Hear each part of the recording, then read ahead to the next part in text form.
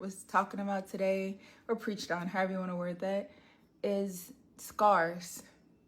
How God doesn't hide your scars. He doesn't hide your flaws.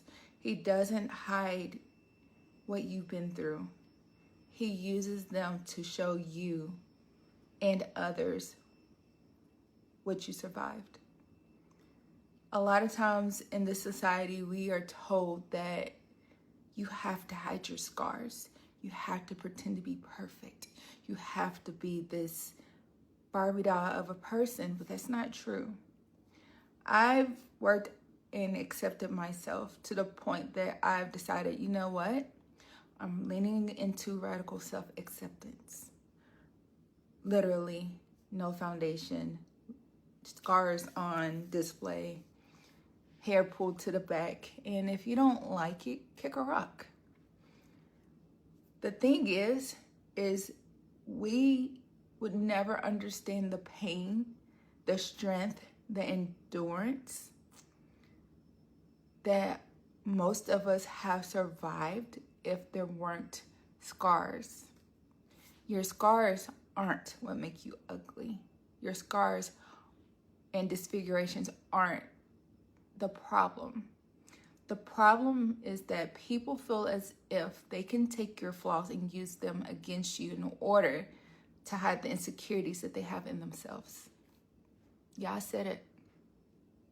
Your stretch marks, your unevenness, like all those things, your missing limbs, all that stuff isn't bad. It is a literal imprint of your strength, of your endurance, of your resilience. And resilience is forged through pain. Through pain, you learn that you are way stronger than you ever thought possible. Through pain, you learn that you have the capabilities to overcome things that most people could never even fathom. So many people look at you and wish that they had your life. The question of it all is, could they pay the cost of what you paid for your life? The answer to that for most is no. Most people could never endure the things that you have to achieve what you have. It is unrealistic to think that anyone owes anyone anything. It is unrealistic to think that life is just freely given to the world. So many people go through this thing called life and they assume that everyone owes them something. No one owes you anything. People do what they want because they want to. People do what they want because most people, let's face it, let's call a thing, okay? They are innately out for self. Self-preservation is at the forefront of most people's brain. What makes my life better? What makes me feel better? What makes me want to do this? How will I benefit from that?